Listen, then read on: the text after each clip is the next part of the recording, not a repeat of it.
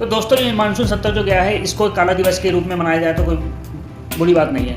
मैं ऐसा इसलिए बोल रहा हूँ कि 20 जुलाई से 13 अगस्त तक मानसून सत्र रहा है और देश का विपक्ष और जनता ये सोच रही थी कि जो सत्ताधारी पार्टी यानी बीजेपी उनके सवालों का जवाब देगी। सवाल जैसे कि जो जंतर मंतर पे प्रोटेस्ट हुआ था उसमें जो हिंसा हुई थी, उसमें पुलिस की जो लाठियाँ चलाई गई थी, पैलेट गन का इस्तेमाल हुआ था, तो उन सवालों का जवाब गृह मंत्री से चाहिए था, नरेंद्र मोदी से चाहिए था, मगर इन सवालों से बचते रहे और शायद इसी वजह से वो संसद में आने से कतराते रहे। हालांकि एक दिन पहले यानी कि 13 अगस्त से पहले 12 अगस्त को अमित शाह ने कहा था कि हम विपक्षी सवालों का जवाब देने तैयार हैं। मेरी ओर से भी मैंने कह दिया है कि मैं किसी भी सवाल का जवाब देने के लिए संसद में तैयार हूँ।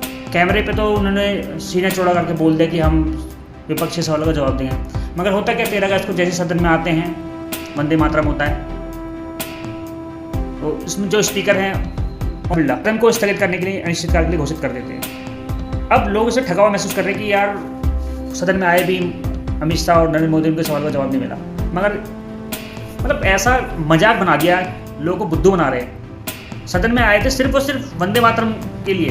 ये रहा इस सत्र में जो बहुत ही बेकार रहा है। धड़ाधड़ इन्होंने जो बिल पास करने थे वो बिल पास करे बिना किसी डिबेट के। प्रश्न यह है कि विधेयक को पारित किया जाए। जो सदस्य इसके पक्ष में वो हाँ कहें, जो सदस्य विरोध में है वे ना कहें। मेरे विचार में निर्णय हाँ वालों के पक्ष में हुआ, हाँ वालों के पक्ष में हुआ, प्रस्ताव स्वीकृत हुआ और विधेयक पारित हुआ। उसी शोर शराबे में उन्होंने बिल पास कर दिया।